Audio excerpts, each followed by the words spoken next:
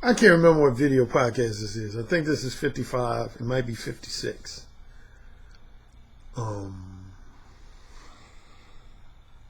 It's one of them two. I can't even remember now.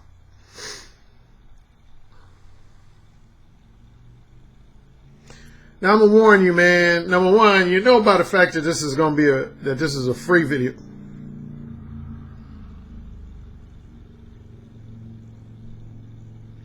You know about the fact that this is a free video that is going to include one or more of these components: a rant, a ramble, an admonishment, some kind of commentary directed towards my haters and critics, and or feedback from listeners. One or more of those 5 things. Again, when I give purely advice-driven videos, you can only find out on my Patreon page below.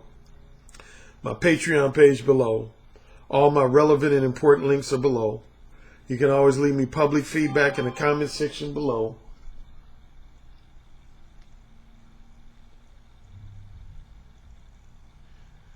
And or you can give me private feedback at my email, coaching@mode1.net, or through my Facebook inbox message. Along with that, man, now some of you guys, man, if you're a $10 Patreon subscriber of mine or a $20 Patreon subscriber of mine, you're entitled to 1 or 2 consultation questions per month. But if you're not a Patreon subscriber, man, don't write me thinking you can get free consultations from me just because you watched one of my video podcasts. You got to pay for that. Not too many of you have done this, but some of you all have been, just in the last couple months, have been writing me consultation type questions, but you didn't pay for them, and you're not a Patreon subscriber. No, so if those questions went unanswered, you understand why. You can't just write me free questions. When I invite you to give me private feedback, I'm inviting you to say things like, hey, I watched your video podcast. I liked it. I didn't like it. Here's why. Here's where I had disagreements, blah, blah, blah, blah, blah. But don't think you can just write me and say, hey, I met this woman last week and I said this and she said that. Hey, Alan, what do you think about this situation? That's a consultation question. You got to pay for that. You got to go to my website, directapproachdating.com, which is below, directapproachdating.com/coaching. I have email consultations, which are my least expensive. Then next up is my Skype and telephone consultations. And then my most expensive is one-on-one face-to-face coaching sessions. Got to pay for that, man. I don't do free consultations. Again, the people who do get at least 1, if not 2 consultations, if you're a $10 Patreon subscriber of mine, you are entitled to 1 consultation question from me per month. If you're a $20 Patreon subscriber of mine, you get 2 email consultation questions from me per month. Man, my ear is itching like crazy. Now, I wasn't planning on doing a video today. I just got back in town. I went to a college reunion this past weekend. So I've been out of town from, Thursday night through just like about 2 hours ago. Yeah, I literally just got back in town like 2 hours ago. One plan on doing no video. Again, as with a lot of my video podcasts, some of them tend to be repetitive. I tend to be forced to rehash stuff I've already talked about in previous video podcasts. So this is going to be one of those video podcasts. I'd probably say at least 80 to 90% of everything I talk about is going to be a rehash of stuff I've already talked about it. But if I feel strongly compelled to talk about stuff again, it's because I don't feel like when I talked about it the first time or the second time or the third time, it didn't resonate with you guys. Now, I'm going to use my usual disclaimer. Most of my current clients. I have to turn my phone off. It's bugging me. My current clients, my loyal fans, my financial supporters. I don't get too much like negative feedback from you guys. I mean, if you do give me a disagreement, it's usually a very respectful and objective-minded disagreement. So, that said, a lot of what I'm going to say in this video is not, per usual, not really directed at you guys. You know, my current paying clients, my most loyal fans and followers, my most enthusiastic financial supporters, and everybody else in a related category. I'm not going to talk too much in detail on my very last upload, the one that my voice was not heard at all, because I think that upload speaks for itself. I think that upload speaks for itself. I mean, if you really listen to all those audio clips from start to finish, because I noticed some of you all commented that you turned it off at the 5-minute mark or the 10-minute mark or the 15-minute mark. If you didn't listen to the thing from start to finish, then there was no point in you listening to it. There's no point in you listening to it. Some people, even including some of my own followers, did write me and ask me, like, basically, Alan, why did you feel the need to upload that particular, those series of audio clips?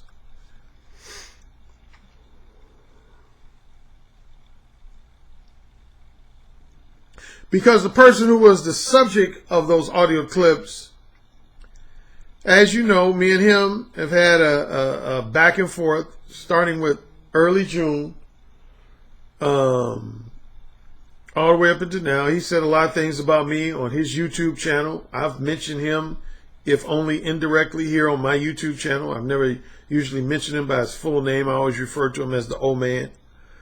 A lot of stuff I had to say in rebuttal to stuff he said about me, I usually went over to his channel and expressed it. But recently, he deleted some of my comments. Here's the thing. Again, I don't want to go into too much detail, but I do want to use that as a segue into the stuff I do want to talk about. First of all, I don't have vitamin water, but I got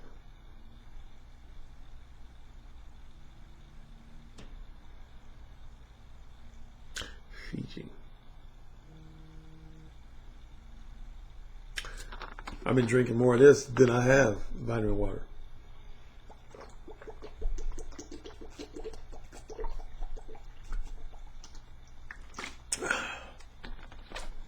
Regular water is real good when you're thirsty. Why is my phone just going crazy? What the hell? What's blowing up my phone?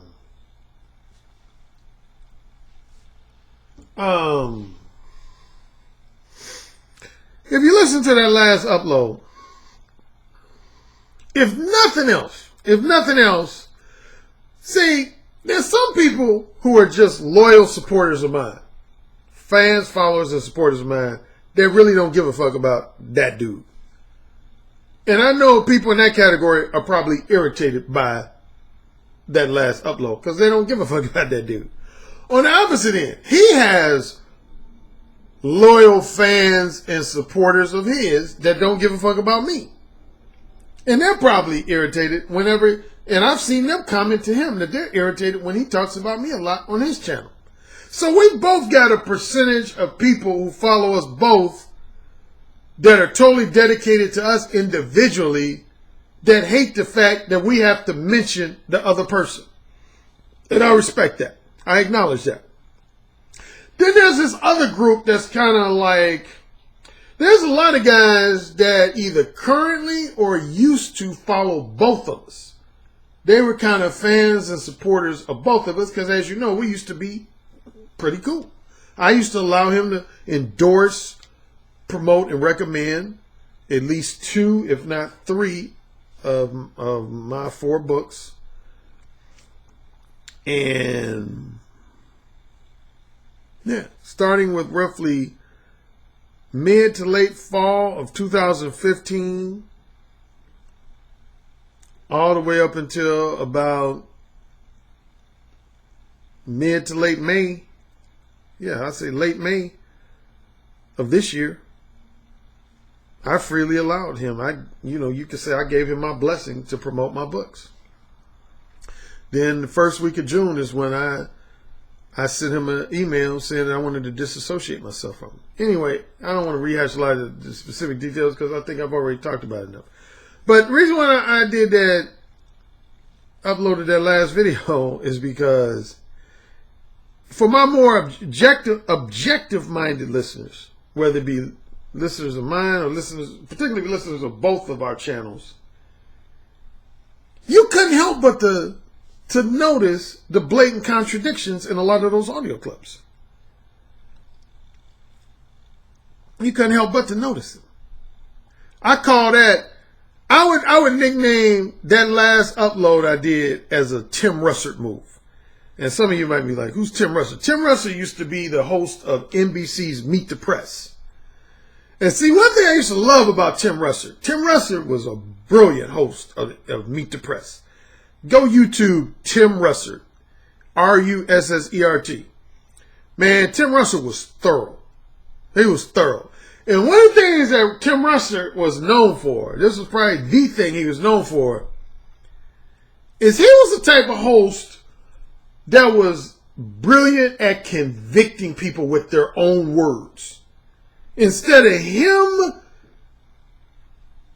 criticizing, say, a politician he may be interviewing or somebody involved in the political world, instead of him coming out with his own criticisms or judgments or assessments, he would so frequently convict people with their own words. I'll give you one or two examples. Like, I remember one time he was interviewing this person running for office, and he said, so now that you're running for office, I assume you've changed your tune against gay men and lesbian women. And the person was like, well, Tim, I don't think I've ever had any harsh criticisms against the gay and lesbian community. I've always embraced the gay and lesbian community. And Tim Russert would just look at the dude like, sure, you're right. And he would give people a chance to come clean. He would be like, so you're saying you've never ever had any harsh criticisms of the gay and lesbian community? The politician was sitting there like, no, not that I can recall. And Tim Russert would be like, okay, yeah, let me play this video from 1992. And it would show that same dude sitting there just dogging out the gay and lesbian community. Just dogging them out. And then sure enough, when the camera would come back to the dude sitting there, he just was looking stupid like, damn, where'd you get that video clip from? Like, I didn't even know that video clip was still out there. Tim Russert was excellent at doing that. He would ask you a question, I can't think of another. That was a real example. I'm trying to think of other real examples. But that's the type of stuff he would do. Like if he was interviewing Hillary Clinton, and I can't think of a real life example, so I'm going to make up one. He might be interviewing Hillary Clinton, and he'll say, so Hillary, don't you think you're a bit harsh on black male prison inmates? And Hillary might say, no, I don't think I've ever been harsh on black male prison inmates. I mean, I love all prison people, and I love all people of all races. And Tim Russert would be like, really? Really? Are you sure? It's like he would give you a warning like, okay, I'm giving you a chance to come clean.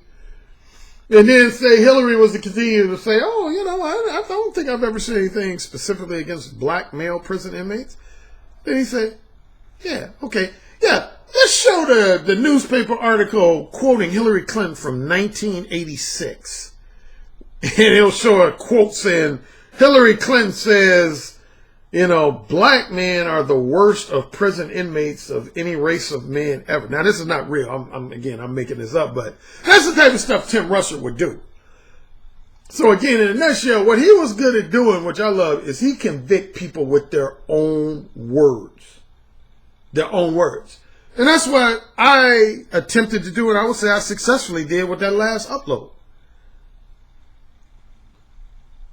Man, if you listen to a lot of those audio clips, now most of his most diehard loyal fans disagreed. They weren't refused to be objective enough to acknowledge that. But the reality is, man, in many instances during those series of audio clips, man, he was blatantly contradicting himself. He convicted. I give you 2 or 3 examples. One, there was one clip I played in that last upload where he said, I always speak factually. I never talk out of my ass. Whenever I say something, I got facts to back it up. I don't just talk out of the left side of my mouth. I don't just talk out of my ass. And then in the very next clip, he gave an assessment of me where he said, Alan Roger Currie, he grew up in an insulated world. He never saw anybody die in front of him. He's never buried anybody. He never watched anybody die.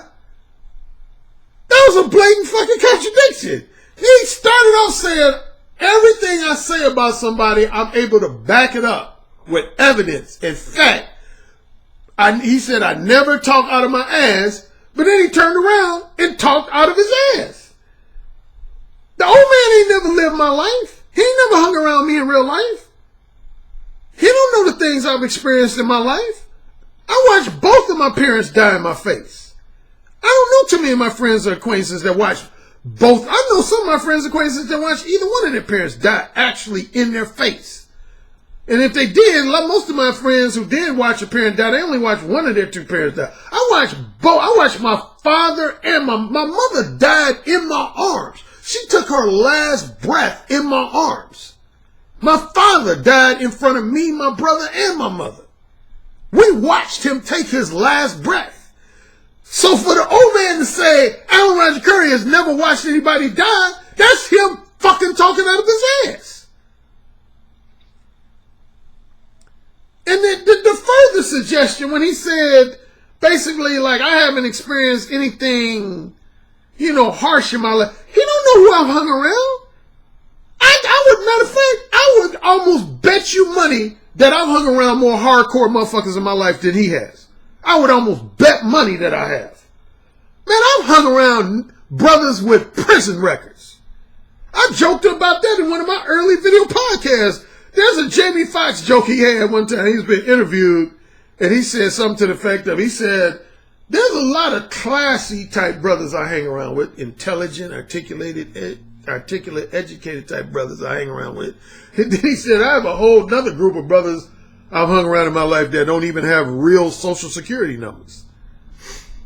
And whoever was interviewing him laughed at that. But I said in the early video podcast, I borrowed that same line. That's been the story of my life. I have friends, like just this weekend, I hung around with a lot of my college people I went to college with, people who have college degrees. You could call my middle class type friends. But like, there's a lot of other friends and acquaintances I've had in my life. I've hung around dudes who've been in and out of prison, man, or in and out of jail. I've had a gun held 2 to 3 inches away from my forehead before. I've been homeless before. I once had about 5 or 6 Crips in LA surround me, gangbangers. I used to play Madden, a video game, with some gangbangers. So I don't know why this guy tries to keep painting this picture that I've lived this innocent, wholesome, middle-class life where I was never exposed to the harsh realities of life. He ain't never hung around me. He don't know who I've interacted with in my life. I've hung around some straight up street ghetto type niggas. And I hate to use the N-word again, but I'm going to use it. I've hung around straight hardcore gun carrying, can't even speak proper English type street ghetto type niggas.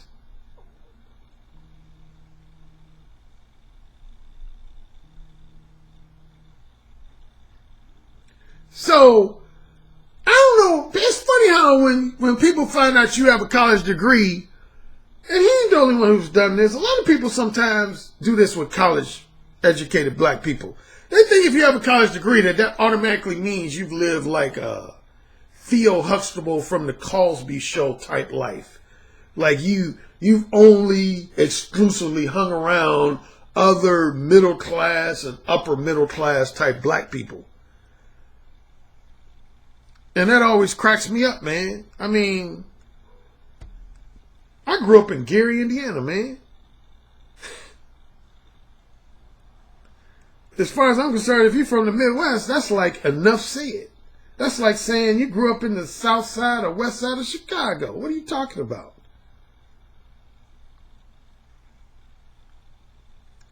So anyway, that was one contradiction. And then there was a number of them. Some more subtle than others, and some were very blatant. But the biggest one came at the end, like in the last 6, 7, 8 minutes. Because he had said in a podcast that he recorded in early June, he challenged me. Because I told him through email that I felt like a lot of his commentary was representative of mode 4 type anger, bitterness, resentment, and even misogyny. And he vehemently denied that. So in his podcast, he had said that basically, Alan, I dare you to identify an audio clip from one of my podcasts where I sound angry, frustrated, bitter, resentful, vindictive, or misogynistic. I dare you to. And so, sure enough, he did a podcast of his not too long ago called Sexual Subordination. And I would say of all the podcasts I've heard, and I've heard quite a few of his podcasts, I would say of all the podcasts I heard, that was probably the podcast that he most blatantly and overtly expressed a lot of stuff with angry tone, with a real angry tone of voice. I mean, if there was any one podcast that definitely got the Mode 4 stamp, it was that podcast he did called Sexual Subordination. He literally, towards the end of that podcast, said, he was telling black women, you don't want to fuck with me. I'm the Grim Reaper up in this bitch. I want to see you choke on your own vomit and burn in your own excrement.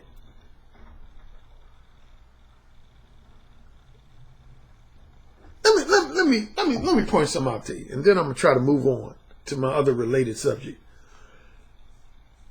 Now, again, when I first connected with him, I felt like the old man had a lot of strengths to him. That's the only reason I allowed him to promote my books freely. But here's another audio clip you guys might have missed, or if you're a supporter of his, you chose intentionally to miss. This man expressed admiration for the fictional character known as the Joker. Batman's arguably his most notable villain, the Joker. The old man, and I've heard him do this a few times, he almost has a sense of admiration for the Joker.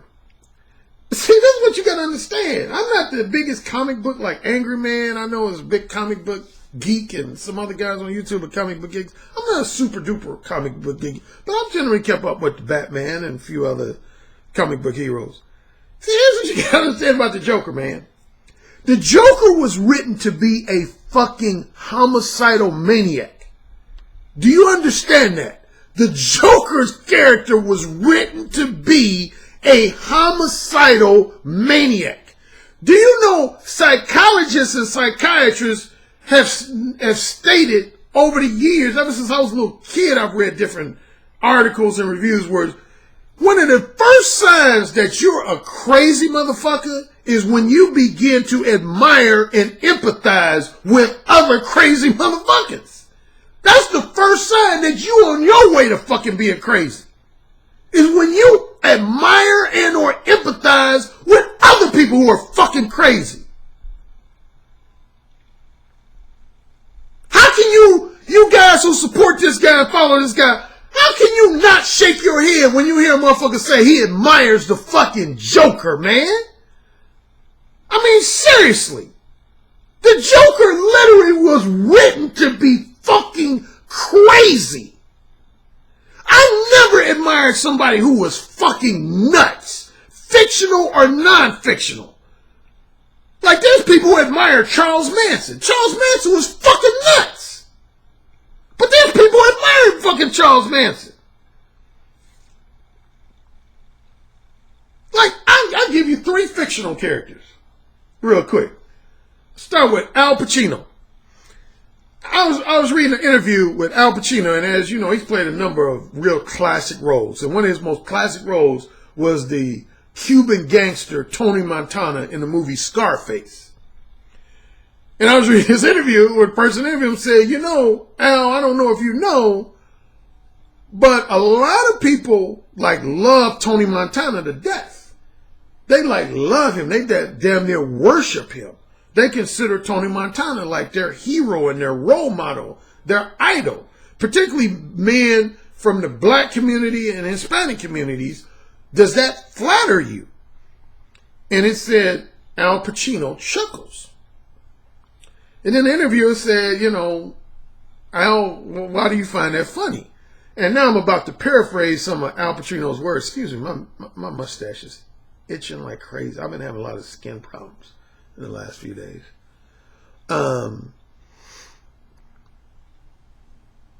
So I don't remember his exact words, so I'm going to be paraphrasing a bit, but this is what Al Pacino went on to say. He said, well, in terms of being an actor, I'm glad that people appreciate that performance of Tony Montana, but he said, I got to basically keep it real with you.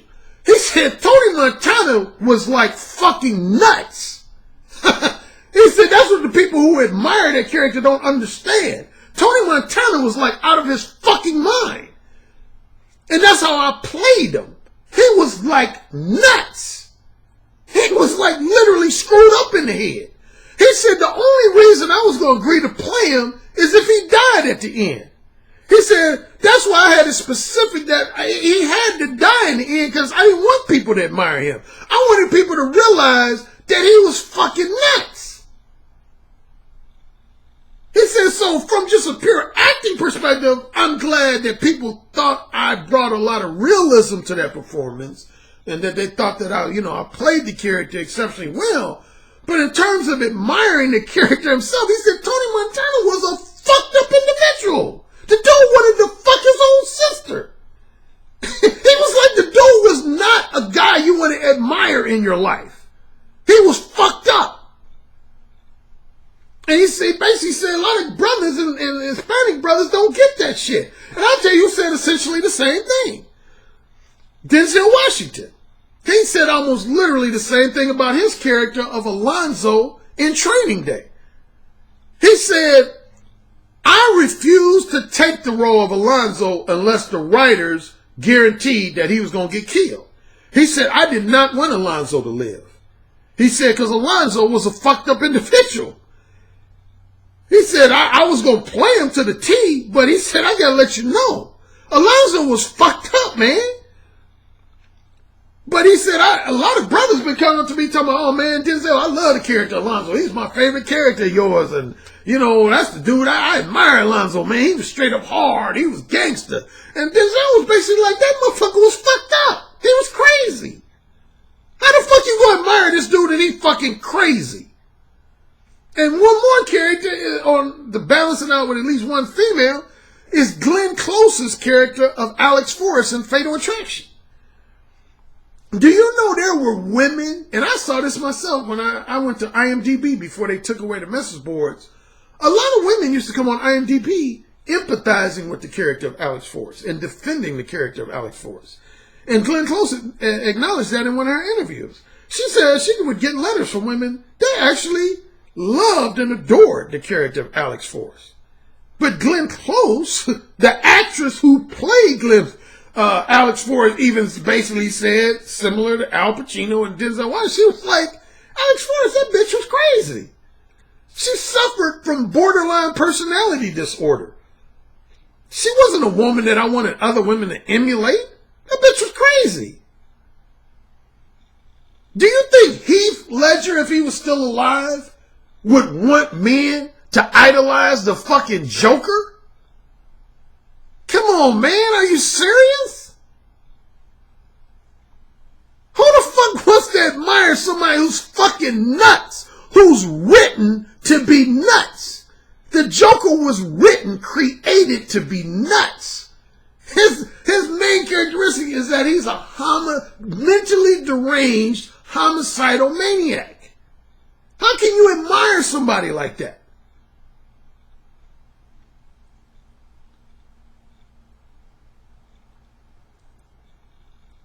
I'm starting to wonder about some of you guys out here in society, man. And then the old man had the nerve to criticize women in one of those clips. He said he was angry that women are choosing to fuck men who he called sociopaths, which are crazy motherfuckers, a sociopath, but yet he's essentially expressing admiration for the Joker? How do you reconcile that? How do you call a group of men sociopaths and then say, yeah, I actually relate to the Joker? Come on, man. What the fuck is wrong with some of y'all? I mean, seriously, though. Seriously.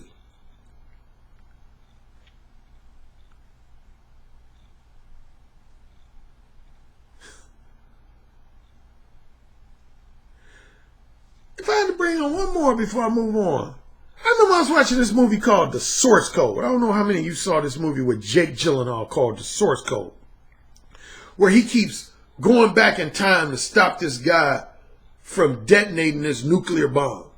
And he's on this train. He doesn't know who the bomb maker is. So he has to piece together clues. And he keeps making mistakes, and the bomb goes off. But the good thing is, similar to the movie Groundhog Day, he gets to go back in time. But once he goes back in time, he only has something like, I don't know, 5, 10, 15 minutes to identify the bomb. Now, spoiler alert coming. So if you didn't see the movie, I'm about to give you a spoiler. So I'm giving you a spoiler alert. I'm going to mess it up for some of you who haven't seen the movie.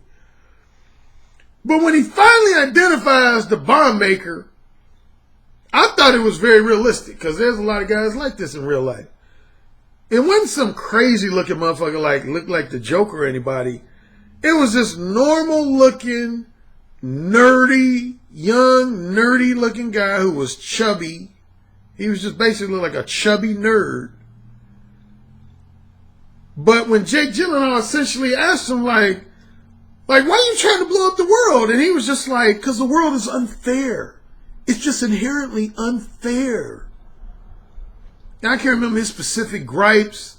It's stuff like, there's guys out here that are better looking than me, get better women than me, people who are richer than me, living a better life than me. And I just think the world is unfair. So this motherfucker wanted to blow up the world because he thought life was unfair. Remember that video? I think it was literally the very first video I ever did where I referred to it as an admonishment of mine, a harsh admonishment. What was the first question I asked you guys? I said, please tell me what influential person in your life told you that life was fair? Who was the motherfucker that told you that life? Was it your mother? Was it your stepmother? Was it your grandmother? Was it your father, your stepfather, your older brother, your older sister, your pastor at your church? Who the fuck told you that life was fair? Newsflash. Life ain't fucking fair, man. Okay? How long does it take you to get that shit? I could go down the list. Let's start with looks. There's going to be other guys who are going to be born with better looking hair than you, better looking eyes than you, a better shaped nose than you, better teeth than you, a better physique than you, taller than you, bigger dick than you, nicer calves and leg muscles than you, and so on and so on. You just got to accept that shit. Okay? You can drive yourself crazy if you want to, but the reality is you got to just accept that shit. There's people who are born blind. You think they're happy about that shit? That other people are born with great eyesight and they're born blind? There's some people born with just one arm. You think they're happy about that shit? That other people are born with 2 arms and they're only born with 1 arm? There's some people only born with 1 foot, 1 leg. You think they're happy about that shit? There's people born with multiple sclerosis. There's people who get cancer as children. You think they're happy about that shit? Why don't you go visit a hospital with some handicapped people and see if any of those people are genuinely happy about their condition before you start whining about how unfair life is. Some people are born with both of their parents being drug addicts. You think they're happy about that shit?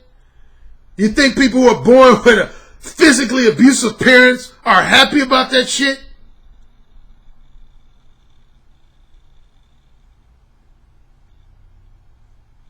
You think people who are born in third world countries where they don't even have clean water are happy about that shit?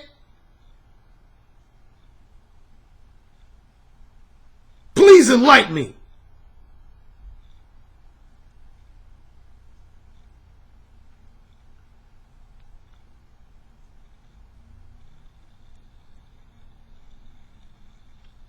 Think black people back in the day who were born into slavery expected their life to be like that? I mean, imagine just being born into slavery. Like, you just consciously realize, damn, my parents are slaves and I got to be a slave too. Woo, I got the lottery ticket for a great life.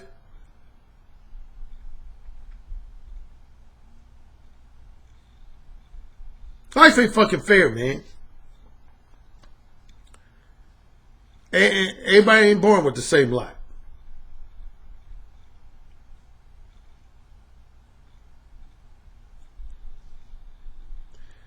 So the first mistake you made in your life was thinking that life was fair for everybody, and it's not. Now, you can allow yourself to become so bitter that you like that guy in the source code and you want to build a nuclear bomb and blow up the world because you feel like life didn't give you a fair shake. I mean, what the fuck, man?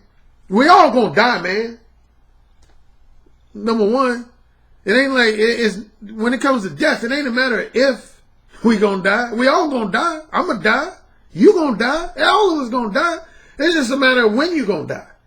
And so from this point forward, let's say start with today to the day you die, how you gonna choose for the quality of your life to be?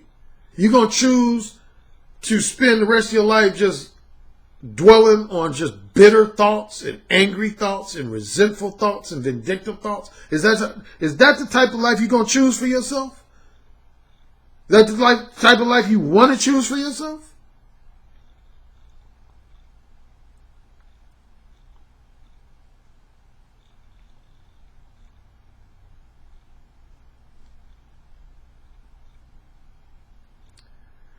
I already did a video podcast. One of my first 10 video podcasts was called,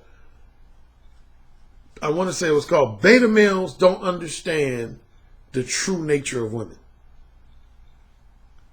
Yeah, that was in like my first 10 video podcasts back in April or no later than early May. See, here's the difference between me and a lot of guys, including the old man.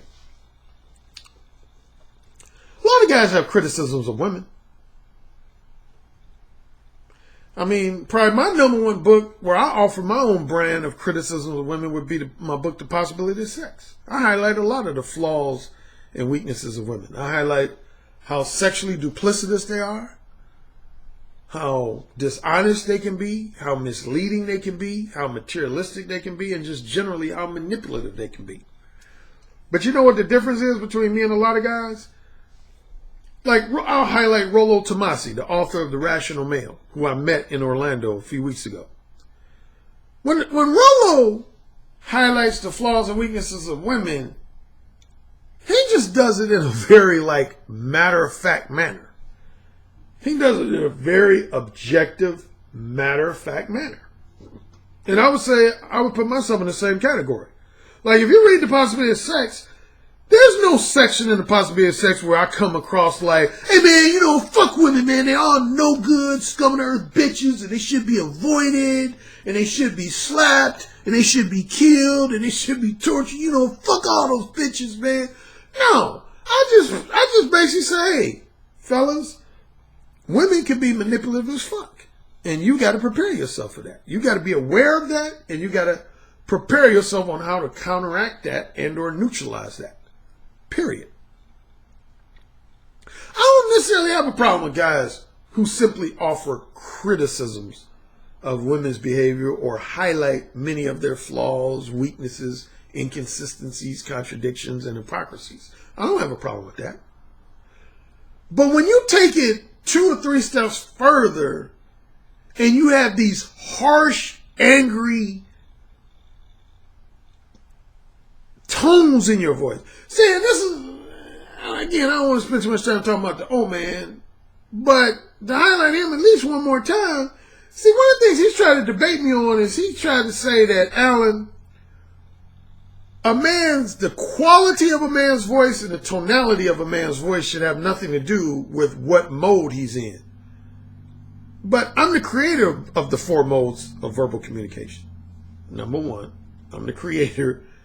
So whatever I say goes. That's fact number 1. And fact number 2 is it very much contributes. I'll give you a case in point. One of the first major times I expressed this, I remember a few years ago, I think I brought this up in at least one other video podcast. There was this video that became real popular on the internet. As a matter of fact, right here on YouTube. I want to say it was called Man at the Beach Asked 100 Women for Sex, or 50 Women for Sex, one of those two.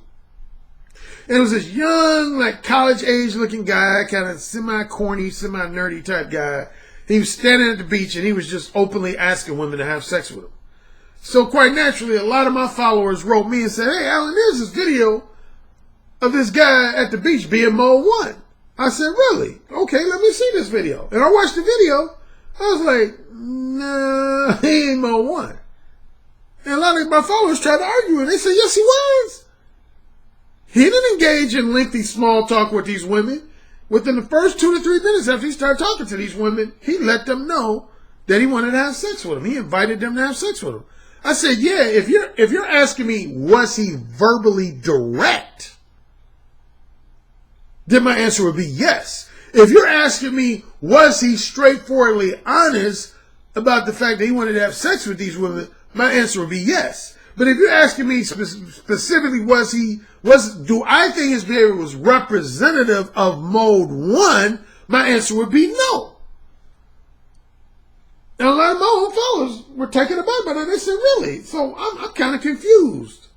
I thought mode 1 was about being verbally direct and about being straightforwardly honest about your desire to have sex. I said, no, that's the biggest component. Let me repeat that. I said, that's the biggest component of mode 1. Just like you could arguably say in an automobile, the engine, a lot of people say the engine is arguably the most important component to an automobile. Like to do with the human body. Most people say that our heart is the most important organ in our body. Because if the heart stops, your whole body stops. So it is the most important organ in our body. But is it the only important organ in our body? No. We got kidneys, we got lungs, liver, our intestines, our stomach, digestive system, so on and so on. There's a lot of parts of our body that make our body function well. So you can say the heart is arguably the most important, but it ain't the only important component. Again, same with automobile. Engine is arguably the most important component, but you got the transmission, the brakes, the electrical circuitry, the tires, steering wheel. There's a lot of components that make an automobile go. So if you had to think of mode 1 as an automobile, the concept of being verbally direct and straightforwardly honest is the engine that makes mode 1 go. But there's at least, bare minimum, at least 4 or 5 other components that are very important to determining whether I consider behavior mode 1. And one of them is, like, I'll give you a few. One of them is how confident you sound when you talk to a woman. And this was one of the things I had a problem with this guy on the beach. He was asking these women for sex, but he sounded timid. He was talking like, hey, ladies, I was wondering, hey, would you like to have sex with me? That ain't Mode 1. Even though you could argue that that's being verbally direct, but that ain't Mode 1 because that ain't confident. That is not confident, man. When I'm Mode 1 with women, man, I express myself very confidently. I talk to women with an attitude like, I know you want to have sex with me. I don't talk to women with like, gee golly, I was wondering, would you like to exchange orgasms with me sometime? That ain't Mode 1. Mode 1 is when you approach a woman and be like, yo, my name's Alan, so you want to exchange orgasms with me next week or the week after? You see how I said that? Very calm demeanor, relaxed voice, and most importantly, a sense of confidence. Along with confidence is your body language and demeanor. You have to have a body language and demeanor that emphasizes how confident you are and how relaxed you are. Powerful eye contact. That's why my eyes, you see that logo behind me? What do you see? Those are my eyes in my Mode 1 logo. Why are my eyes part of my logo? Because one of the most important components of Mode 1 is confident, powerful, direct eye contact. So if you're approaching a woman, you can be straightforwardly honest, but say you're looking all over the place. Hey, my name is Fred, and I would love to have sex with you sometime in the near future. Now, was I just straightforwardly honest about the fact that I want to have sex? Yes, I was. But was that a confident body language and demeanor? Hell no. Was that confident, direct eye contact? Hell no. So how the fuck would you call it Mode 1?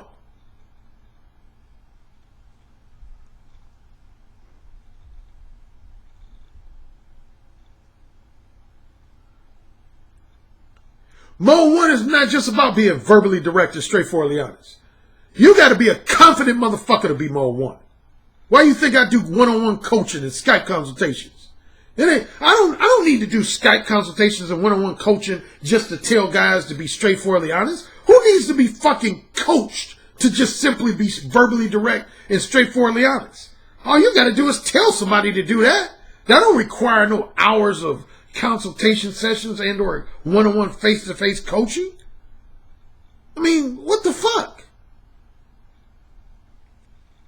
If Mode 1 was just solely and specifically about being verbally direct and straightforwardly honest, I could do away with my Skype and telephone consultations and my one-on-one face-to-face coaching sessions. There would literally be no need for either one of those things.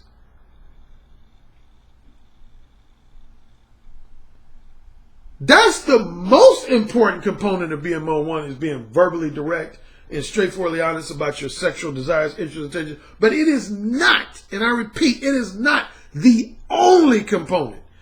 Again, it also entails being confident in terms of your speech, your verbal delivery, being confident in terms of your body language and demeanor, being confident in terms of your direct eye contact with women.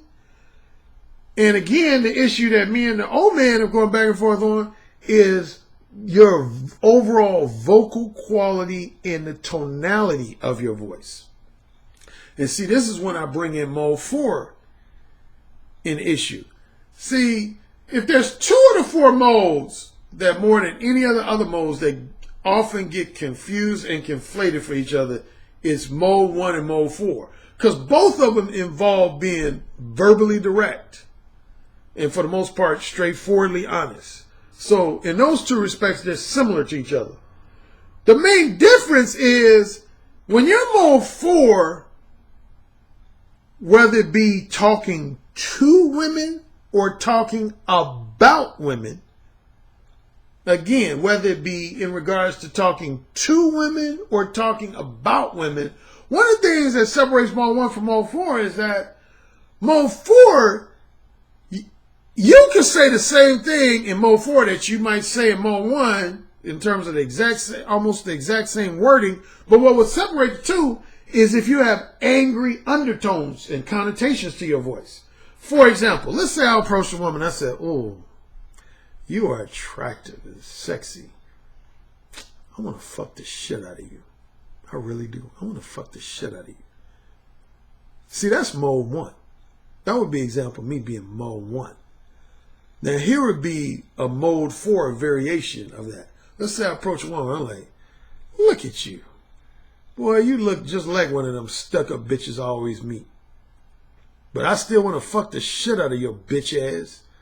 I'm going to hate fuck the shit out of you, you fucking no-good bitch. I know you're a no-good bitch, but I'll fuck the shit out of you. Fucking no-good whore. I bet you're a whore, but I'll fuck the shit out of you. Now, in both instances, was I straightforward about the fact that I wanted to fuck this woman? Yes, I was. So in that sense, they were similar to each other. But as you can notice, what was the difference? Mode 4, I came across as very harsh and insulting by referring to her as a no good bitch and a whore and slut and all that other shit. See, that's mode 4 shit, man. That's mode 4 shit. I ain't down with mode 4.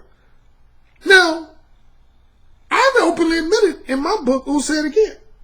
A lot of people think because I criticize mode 4, that must mean I've never been mode 4. I've openly admitted I've gone in and out of what I call the mode 4 zone. Probably the number one time I talk about in my book is if you have Who Said Again, verbal seduction story number 1. The one where I was on the triple date. I talk about in that story, in my description of that story, verbal seduction story number 1, I actually say I was in 3 modes that night, the night of that triple date. I started off in mode 2, then for at least 2, 3, 4 minutes, I transitioned into mode 4. Then I finally ended up being mode 1. The portion of my interaction with that woman who I ended up fucking where I was mode 4 was when she came outside taunting me, and I turned around and said, bitch, shut the fuck up. That wasn't me being mode 1. That was me being mode 4. Anytime you got to resort to calling a woman a bitch in an angry or harsh manner, you be in mode 4, man. That's mode 4. Anytime you got to resort to calling a woman a bitch in an angry, antagonistic, or harsh manner, that means you be in mode 4. So when I said, bitch, shut the fuck up, that was Alan Roger Currie being mode 4. Now, sometimes I use the word bitch in an affectionate manner. Like with my BDSM subs, I'll say, you daddy's good obedient bitch. See, that's still me being mode 1. Because you see the way I'm saying it? It's no anger attached to it. I say, ooh, are you daddy's good obedient bitch? You gonna suck daddy's dick tonight? You gonna be a good obedient bitch and suck daddy's dick tonight? See, that's mode 1. That's dirty talk. See the way I'm using bitch? It's like almost a term of endearment. It's an affectionate and seductive manner. But when you say bitch in an angry manner, like, oh, you bitch, you fucking bitch, you a fucking bitch. That's mode 4, man. That's mode 4, dude. That's straight up mode 4. Anytime you got to resort to being lashing out at women in an angry manner in any kind of way, whether you call a woman bitch, whore, slut, anytime there's anger in your vocal tonality, you're mode 4. You're mode 4, man. That is not mode 1. Mode 1 never includes anger. That's one of the biggest differences between mode 1 and mode 4, among other things. Mode 1 never includes talking to women with any type of angry connotations attached to it. Mode 1 is about talking to women in a very confident, cool, calm, collected, relaxed manner. Seductive manner. That's mode 1. It's when everything about your demeanor is cool, calm, collected, and confident. Like, yo, come let me holler at you for a second. Yeah, you looking good in that dress. Yeah, why don't we go back to my place so I can slide this hard dick all up in your pussy and make you come on it. See, that's mode 1, man. Your demeanor is real relaxed. Confident, relaxed, seductive. Confident, relaxed, seductive. If you're talking to a woman all like, yeah, bitch, come over here. Bitch, come over here and let me talk to your bitch ass. You fucking whore, you slut. Talk to me. Yeah, you fucking slut. Yeah, I'm going to bring you back to my crib and slap you on the face and, pull your fucking hair, you bitch. That ain't mode 1. That's mode 4. Now, you might get some pussy being mode 4. I've had a couple guys tell me they've gotten pussy sometimes being mode 4. Hey, if that floats your boat, but I'm just letting you know, that ain't Mo 1.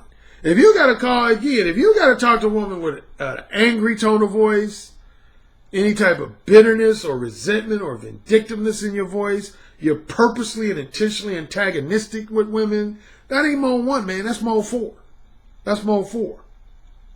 Again, not only when it comes to talking to women, but even when it comes to talking about women, such as, say, on an audio or video podcast.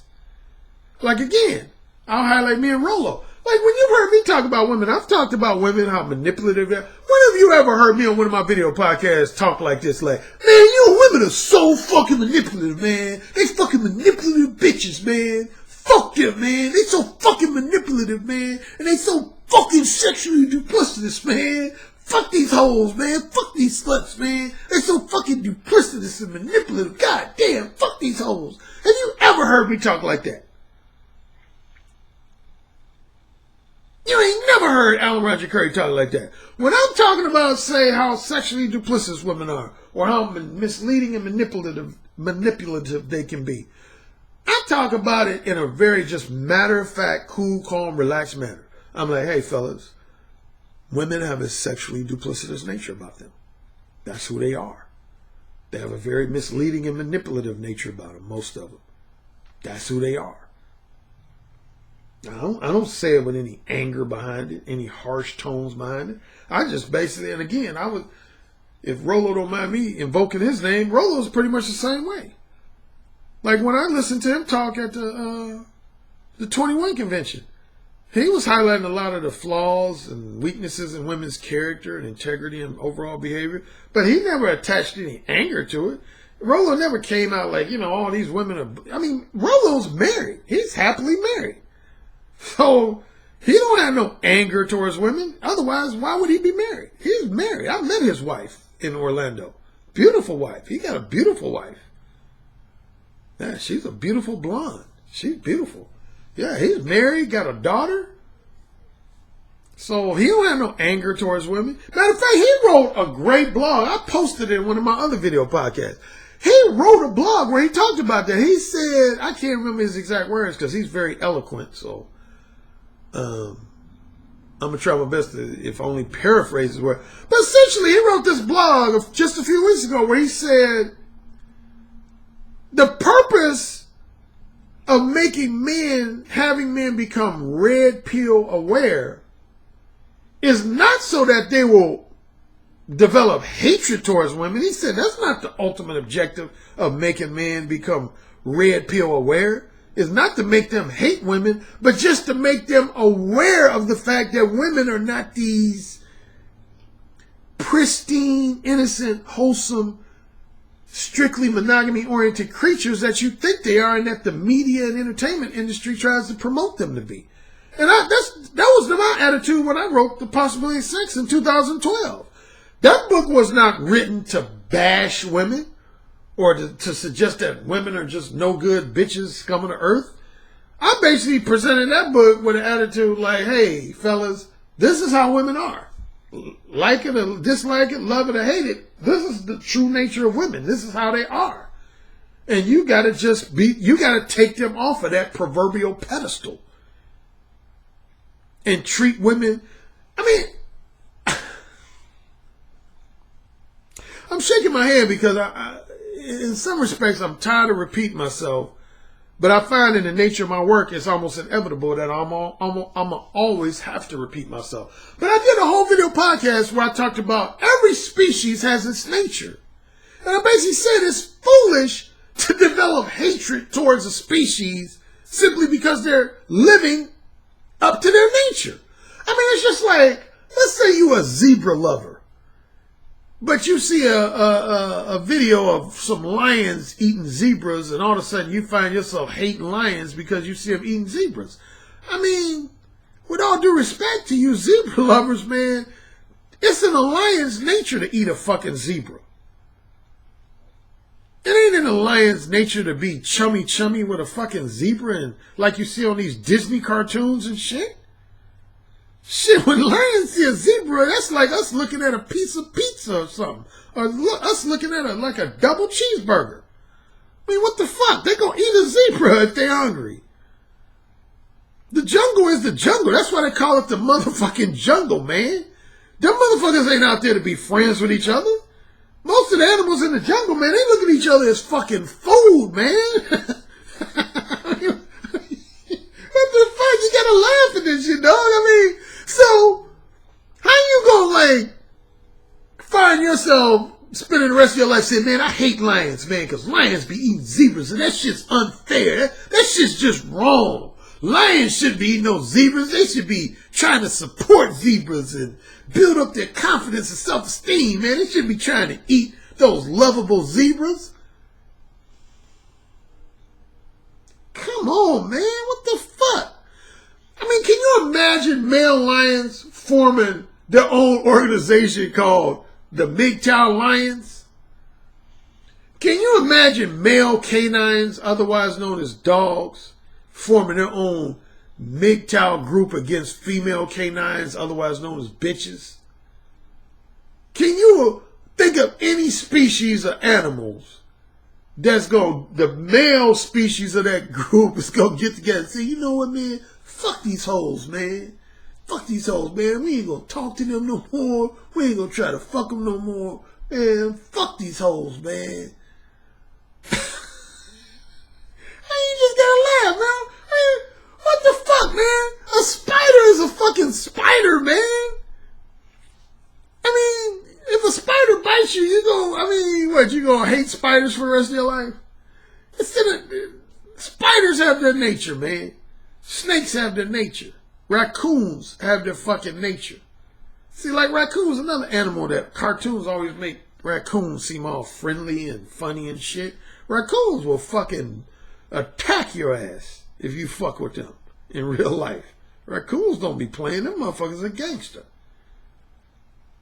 I mean, but are you going to hate raccoons because they're living up to their nature? All species have their nature, man. The main difference between us and animals, man, is, see, we got two things guiding our behavior. Most animals, they just have one thing, which is their core instincts. Their core animal instincts. See, with human beings, I always talk about, it's two things that generally guide our behavior. One is what I refer to as social programming or cultural brainwashing. And the other is, similar to animals, our raw, natural desires, impulses, and instincts. What I call our inner animal. So that's the two things that guide our behavior, is our inner animal and our social program. I like to use the metaphor of the angel on the right shoulder represents your social programming, and the devil on your left shoulder represents your inner animal, your raw instincts. And I'm not going to rehash all my previous video podcasts, but this is how I broke down women. See, this is essentially how women are. When you meet a woman who's exhibiting the behavior of the proverbial prudish, monogamy-oriented good girl, that's not her true nature. It's not. You might want to think it is, but that, and what's his name? Daniel Bergner, the book I always plug. I got it right here, matter of fact. What do women want? He essentially breaks that down in this book. He basically says that's the biggest mistake men make. In so many words, he says that. He says a lot of men, that's why, again, the most feedback I got of any single video podcast I think I've ever done to this day was the video I did called The Myth of the Prudish and Monogamy-Oriented Good Girl. The Myth of the Prudish and Monogamy-Oriented Good Girl. I think now you can only get that video if you're a Patreon subscriber of mine. But in that video, I broke down and see a lot of men, with some men, it ain't their fault. They watch TV, they listen to the media, they listen to their mother, their stepmother. See, that's not women's true nature, man. That's their social programming nature. Anything about a woman that represents her being the good girl, that ain't how she was born. That's how society tries to train her to be. Particularly beginning with what's known as the Victorian era. That's when a lot of that became the big deal, is training women to present themselves as prudish, strictly monogamy-oriented good girls in order to attract a wealthy husband. That's where that whole good girl piece came from. But if you stripped, in a nutshell, if you stripped away all of a woman's social programming and the only thing she was in tune with was her inner animal side, her raw, natural desires, impulses, and instincts, then women would be more like what you see in porno movies. In a nutshell. That's how most women would be on the society. Is just like the way you see women acting in porno movies. In other words, they would be just as fucking horny. See, here's the thing. A lot of guys try to argue this. Heterosexual women are just as horny for dick as men are for pussy. Period. I've had a lot of men try to argue me on that, but they can argue all they want to. Women want dick just as much as men want pussy. Here's the difference, though. Here's the major, major difference. And this relates to what's known in the manosphere as the 80-20 rule. Women want to fuck just as much as men, but they don't want to fuck the same percentage. Like, most men, we're going to try to fuck 4 out of every 5 women that we meet. Unless a woman's just like repulsively ugly or repulsively overweight. Other than that, like the late great Patrice O'Neal said in one of his comedy bits, most men will fuck a woman that's living in a dumpster if she got a halfway decent body and a halfway decent face. Speaking of face, excuse me for messing with my face so much. I've had problems in the last 2 to 3 days. I had a chemical burn on my chin, and it's caused an allergic reaction, and my chin area is like itching like crazy, almost like I got poison ivy or something. So you gotta excuse me for messing with my face. But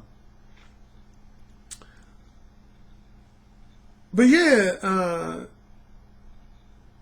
whereas women, let's put it this way, the men that women genuinely do want to fuck, they want to fuck them just as much as the men want to fuck them. But it's only a small percentage of those men that fall into that category for women. Men, and that's pretty much what produced what's known as the 80-20 rule theory, where certain psychologists years ago proposed that only roughly 20% of the men in society are in the category of men and women just want to fuck just to be fucking, just for the enjoyment and satisfaction of fucking. All the other guys, they either only gonna fuck in exchange for that man's non-sexual companionship, in exchange for long-term monogamy, or in exchange for long-term financial security. But there's only a small percentage of guys that women are gonna fuck literally just for the sake of fucking. In my book, The Beta Male Revolution, that's what I call a total alpha male.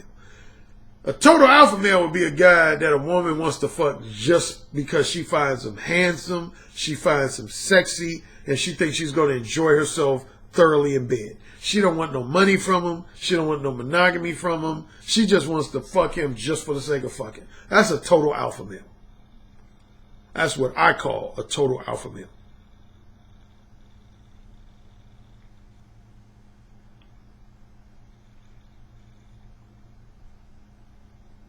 Like, one section of Possibly in Sex, I talk about women's true natures, and I've talked about this on a couple of my video podcasts. It's like, I don't know if you've ever been around women when they're around strippers, male strippers, whether it be on video or in person. Watch how women react when they're around male strippers. What's his name from Mac City Limits talked about this? Big Mike. Big Mike talked about this on his video, on his YouTube channel, Mac City Limits, because he's worked with male strippers before. Trust me, I've been around them. I at least for one day, I was a male stripper. When I was in college in 1985, I had this real, if I say so myself, I had this real lean, muscular cut physique. And one of my Caucasian female friends asked me to be a model for this lingerie shop. And so if there was at least one time in my life I knew how it felt to be a male stripper, was I was modeling male underwear for this lingerie shop. It was about 8 female models and about 3 male models. And I was one of the 3 male models. Man, you should have saw how those women was acting towards me, man. Dude, I never knew women were that fucking aggressive. Man, them women, man, they was trying to take my G-string off. They was grabbing all on my dick and shit. They wasn't acting all prudish and good girlish. Man, other women was acting horny as fuck. And I'm not even joking or exaggerating. That woman was acting horny as fuck. When I was walking, they had us walking down this little thin aisle, and it was seats of women on both sides of the aisle. And as I was walking down the aisle, man, women was just blatantly just grabbing my ass. They was grabbing my dick. Some women was literally putting their hand in my G-string and like just grabbing my dick, man. Now, I ain't trying to act like I was totally irritated by that shit. I mean, in most ways, it was very flattering and exciting. But it was eye-opening, because if there was no other incident I experienced before that opened my eyes, that incident opened my eyes. I think I was I was 22 at the time when that happened.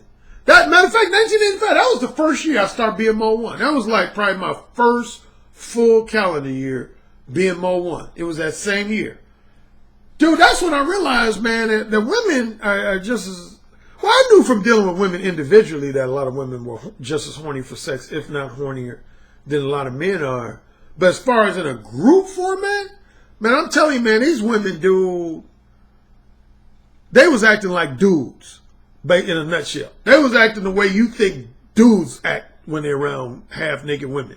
That's how they were acting. And that let me know, man. And when I lived in Los Angeles, I had a good friend of mine. He was a male stripper. He's now an investment banker, but he used to do, he was a male stripper for hire for a couple years. He used to do like bachelorette parties. And he used to show me the video. He would have videos of most of his work assignments. Man, man, you should have saw how these women, I'm talking about like professional women, like college educated. You should have saw how these women would act towards him at these bachelorette parties. Man, they would damn near rape this dude, man. They would damn near date rape this dude, man. And I'm not even exaggerating, man. They would be kissing all over his body. They would just start taking off their clothes and begging him to fuck them and shit. So all you guys who out here saying, oh, well, women don't like sex like men do, and women don't like to fuck, and all women, I don't even think they enjoy sex in the same way men do. Y'all are delusional. That's all I got to say. Y'all are delusional. Y'all are straight up delusional. Trust me, when women are around guys that they find physically attractive, that they think are have a high degree of confidence, masculinity, and seductive charm and sex appeal, trust me, women's kinky side will come out and their horny side will come out. Trust me on that. Trust me on that. Trust me on that.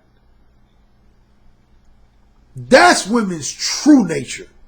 All that good girl shit you see, again, that's women's social programming side, is when you see a woman behaving like the proverbial good girl. But when you see a woman acting just as kinky and horny as the average guy does, that's a woman's true nature. That's her inner animal side. And that's what I teach men. I try to equip men with the skills to unleash that side, to provoke that side to come out of a woman, not the good girl side. I mean, you don't need a dating coach to teach a woman how to be a good... And see, now this is going to be my final point, and then I'm going to wrap up this video. And this is something I talked about in my book, Who Said Again. A lot of you men, man, are like fucking blatant fucking hypocrites, man. And I can't stand a lot of you motherfuckers, man. I'm just going to keep it real with you. Y'all are fucking contradictory, fucking blatant hypocrites. Case in point.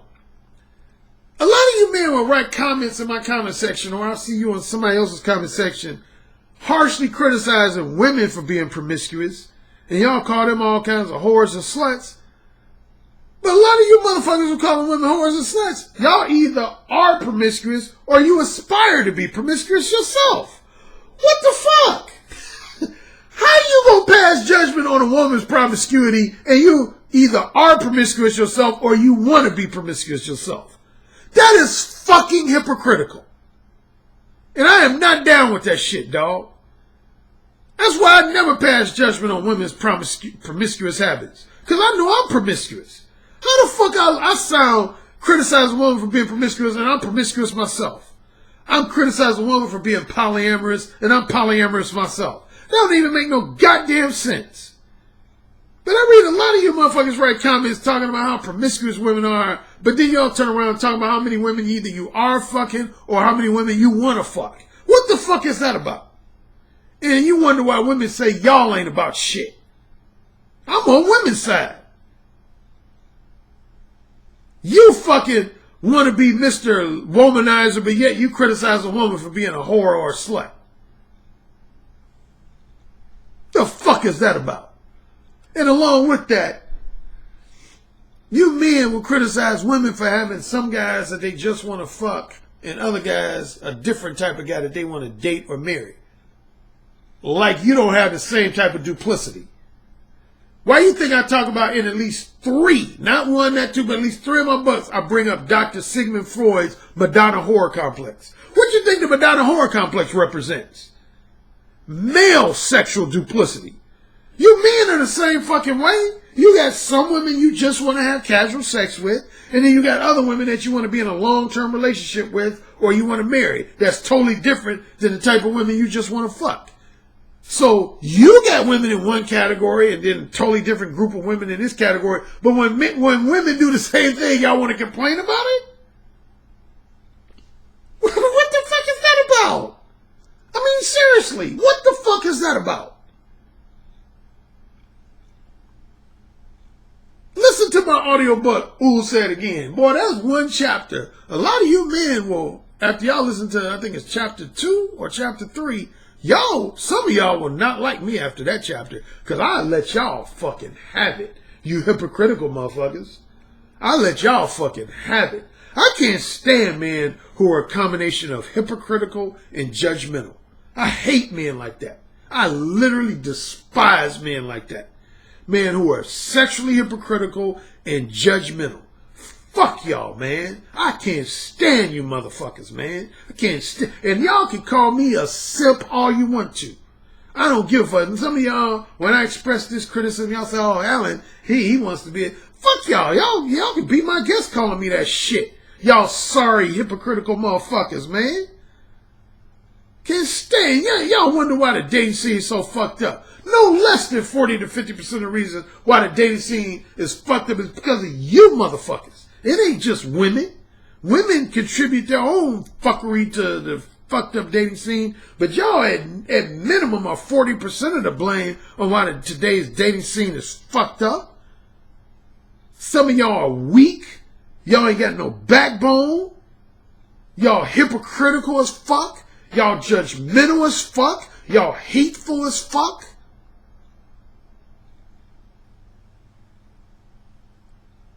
Y'all don't want to engage in no self-improvement, no personal development.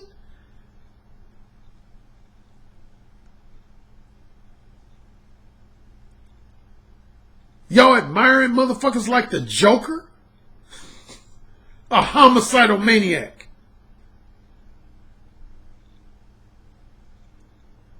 Man, let me get off of here, man. I just got back in town today. I didn't even mean to do no fucking video today. Marinate on the shit I said, man. Marinate on the shit I said. If none of this admonishment applies to you, then just ignore it.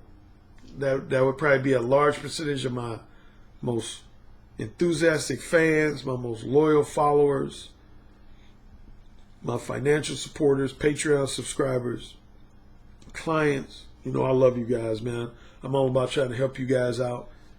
Weave your way through this maze called life in today's dating scene. That's what I'm here to do, man. I'm here to help you guys. I ain't here to co-sign with your harsh, judgmental criticisms of women.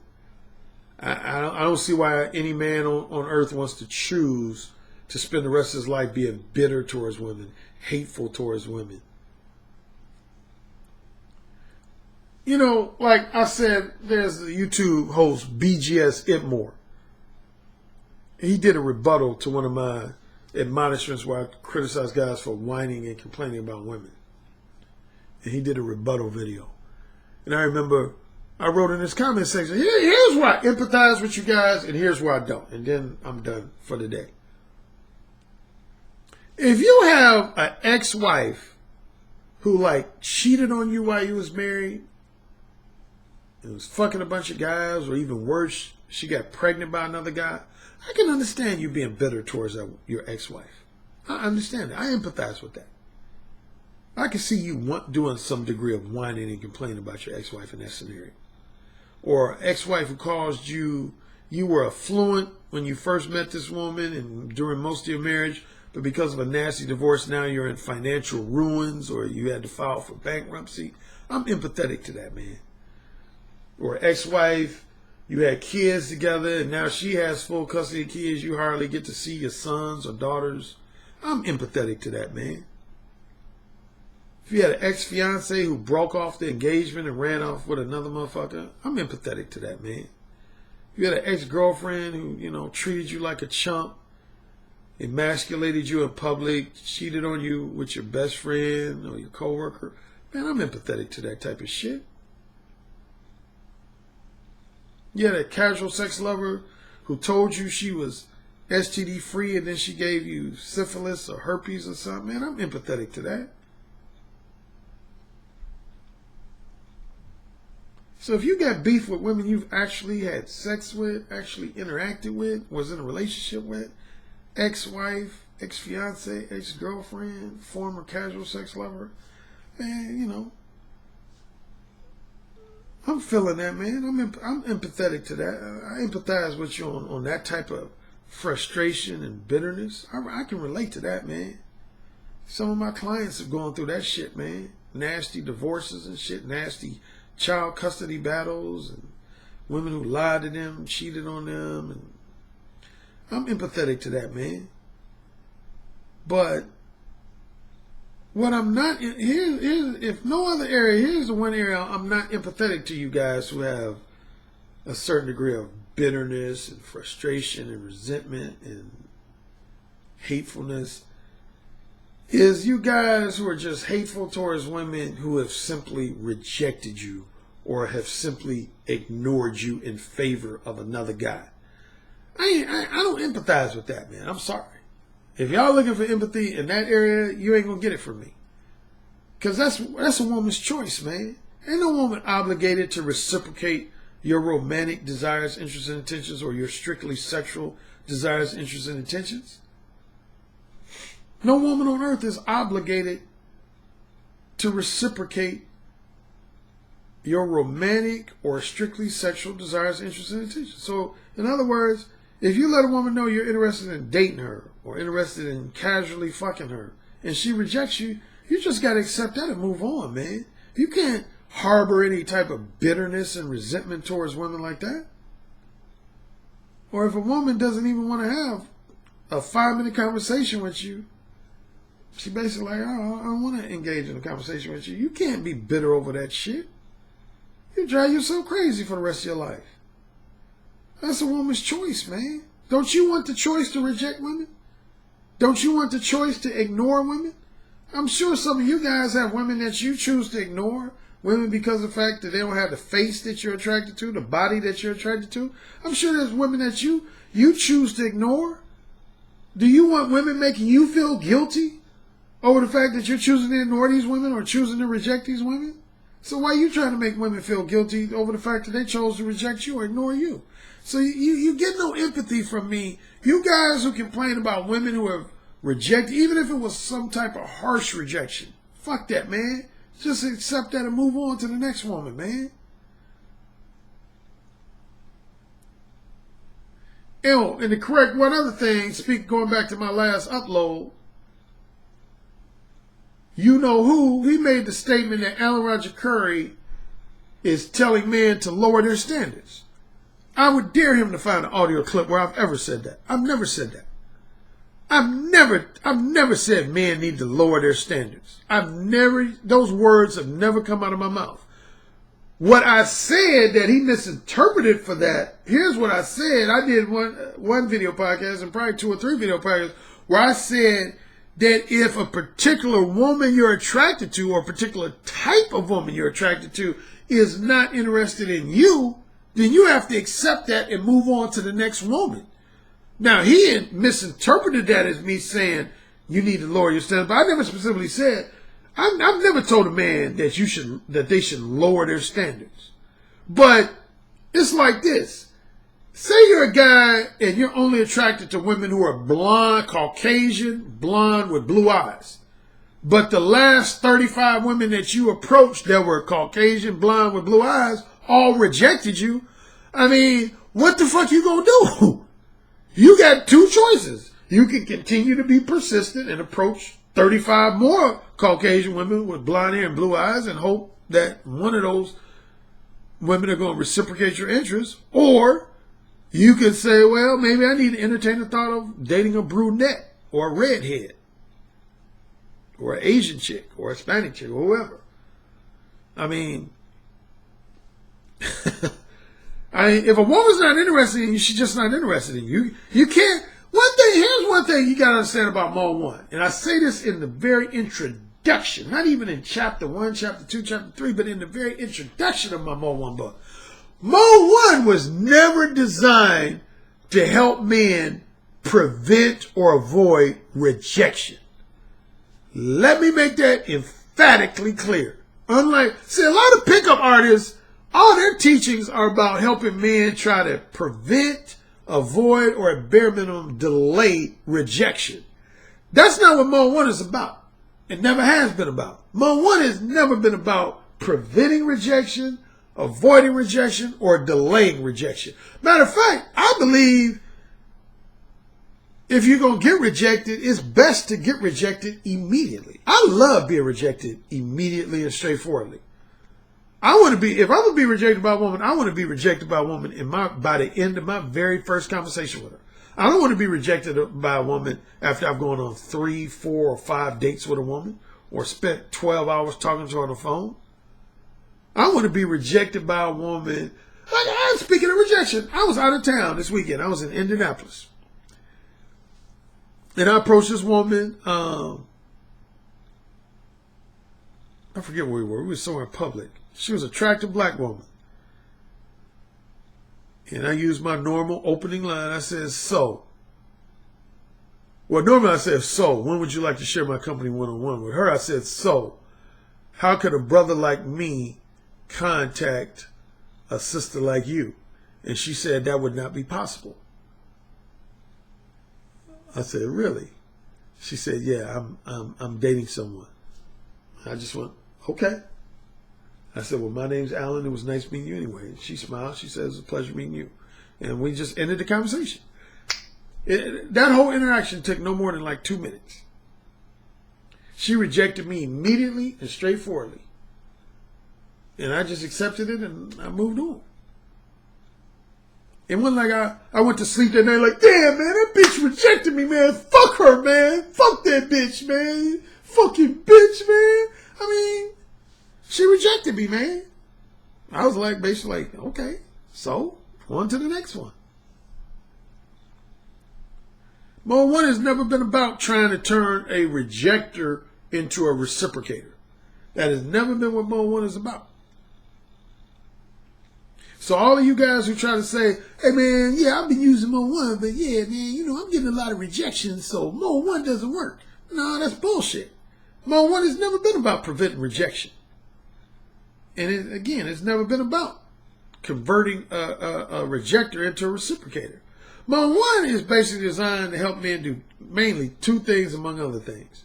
Is to help men quickly identify the archetype of women that I refer to as wholesome pretenders and erotic hypocrites.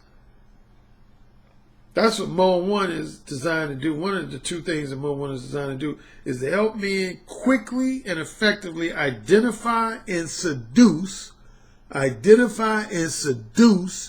women who are wholesome pretenders / erotic hypocrite types. And secondly, help men quickly and effectively identify and weed out women who are manipulative time waster types. That's the 2 main objectives of Mode 1, is to help you Identify and seduce wholesome pretender and erotic hypocrite types, and identify and weed out manipulative time waster types. As far as reciprocators and rejectors, shit, you can be mode too and identify those two types.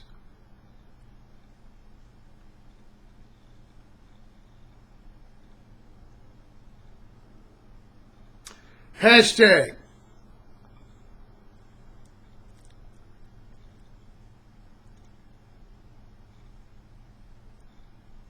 Well, before I get the hashtag, I'm going to tell you something my father told me. And this will relate to my hashtag. I remember I was angry at some friend of mine, former friend of mine, who I felt betrayed my trust, and it ended our friendship. And I had a lot of bitterness towards this dude. And I shared it with my father. And without getting into the full long story, the advice my father gave me, I remember this ever since, he said, you don't want to carry around hatred towards people for the rest of your life. He said, carrying around bitterness, resentment, and hatred is like carrying around a 5-pound bag of sand on your back. You the one that got to carry that, not them. Not the person you bitter towards or resentful towards or hateful towards, but you got to carry around them bags of sand. And now multiply that for every single person that you might have bitterness, resentment, or hatefulness towards.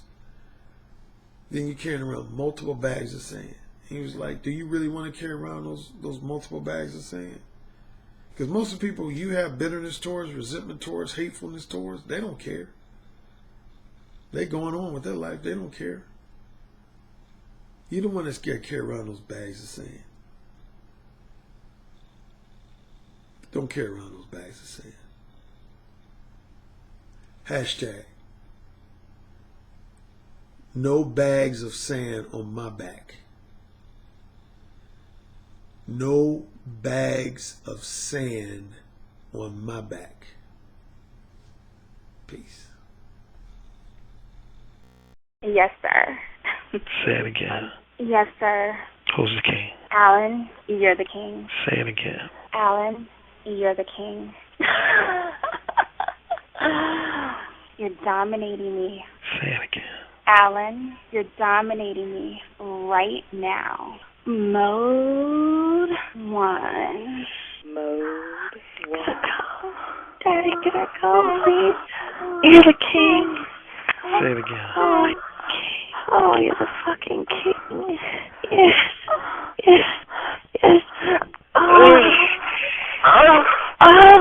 You're the king, Alan. AKA the king of verbal seduction. You know, it's the tone of your voice, how seductive your intonations are, the vibrations that you could just reach out over the phone lines and stroke a woman's breast just by the sound of your voice, how you could make her pussy so wet just by the sound of your voice.